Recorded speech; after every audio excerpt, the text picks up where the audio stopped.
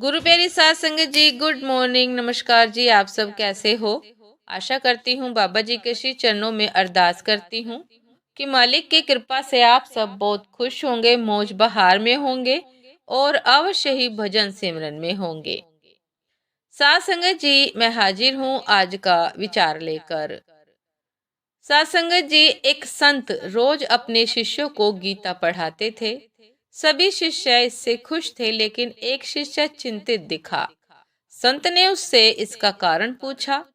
शिष्य ने कहा कि गुरुदेव, मुझे आप जो कुछ पढ़ाते हैं वह समझ में नहीं आता। मैं इसी वजह से चिंतित और दुखी हूँ। गुरु ने कहा कि कोयला ढोने वाली टोकरी में जल भर कर ले आओ। शिष्य चकित हुआ।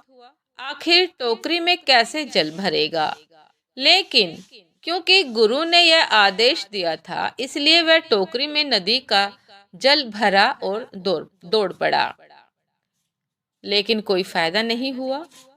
जल टोकरी से छन कर गिर पड़ा। उसने टोकरी में जल भरकर कई बार गुरुजी की तरफ दौड़ लगाई, लेकिन टोकरी में जल टिकता ही नहीं था। तब वह अपने गुरुदेव के पास गया और बोला कि गुरुदेव, टोकरी में पानी ले आना संभव नहीं है, कोई फायदा नहीं। गुरु बोले कि फायदा है, टोकरी में देखो। शिष्य ने देखा कि बार बार पानी में कोयले की टोकरी डुबोने से टोकरी स्वच्छ हो गई है, उसका कालापन धुल गया है।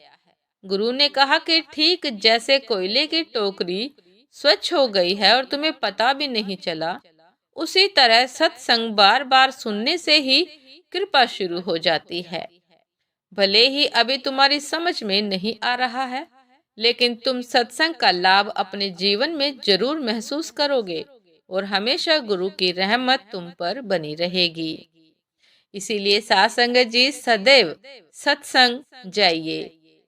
सत्संग कभी भी मिस मत कीजिए, क्योंकि सत्संग जाने से हमारे अनेकों कर्मों का, पाप कर्मों का नाश होता है।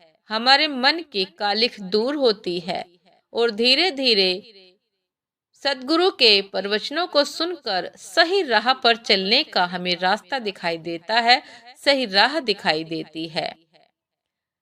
साथ संगत जी, ये था आज का विचार। आपका दिन शुभ हो, मंगलमय हो। नमस्कार जी। सदा खुश रहिए, मुस्कुराते रहिए, भजन सिमरन अवश्य करते रहिए। नमस्कार जी।